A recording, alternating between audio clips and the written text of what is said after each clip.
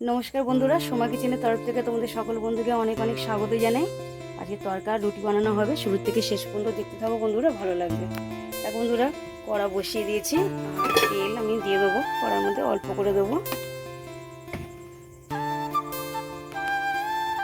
তেলও গরম হয়ে গেছে। আর দেখে নাও বন্ধুরা, আজকে তরকাটা একটু অন্যরকমভাবে বানাবো।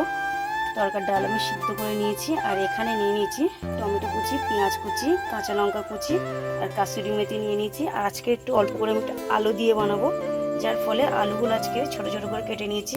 আদা রসুন পেস্ট, জিরে আর ধনে বাটা আর ডিমগুলো আমি স্ক্র্যাম্বল করে নেবো। প্রথম ডিমের স্ক্র্যাম্বল বানানো হয়ে গেছে, ডিমের স্ক্র্যাম্বলগুলো নামিয়ে নেবো। তেল গরম হয়ে গেছে, দিয়ে দেবো কুচিয়ে রাখা পেঁয়াজ, দিয়ে দেবো তেলে।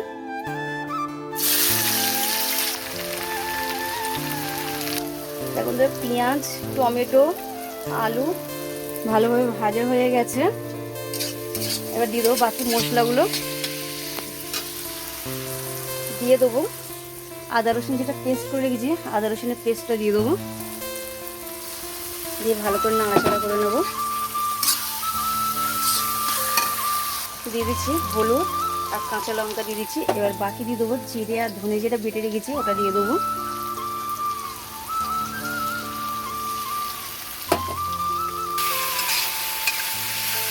এখানে বন্ধুরা ভালোভাবে কষানো হয়ে গেছে আর দেখেই বুঝতে পারছো তেল ছেড়ে দিয়েছে। এবার আমি দিয়ে দেবো তরকার ডাল যেটা সিদ্ধ করে রেখেছি, ওটা দিয়ে দেবো,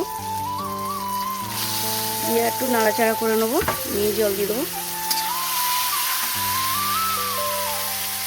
সঙ্গে আর একটা জিনিস দেখে দিই, হাত রুটি বানানো হবে, আটা মেখে রেখেছি, দেখো ফুটে গেছে। আর উপর থেকে দিয়ে দেবো ডিম যেটা স্ক্র্যাম্বল করে রেখেছি, ওটা দিয়ে দেবো উপর থেকে।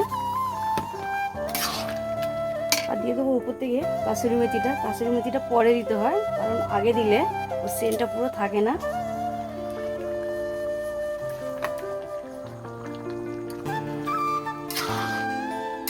কাসুরি মেথিটা আবার সব সবজিতে ভালো লাগে না।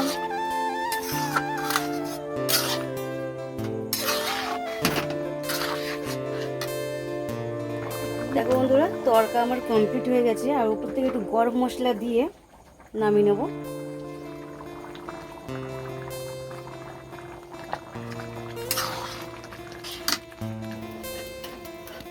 দেখো বন্ধুরা, রুটি প্রায় কমপ্লিট হয়ে এসছে।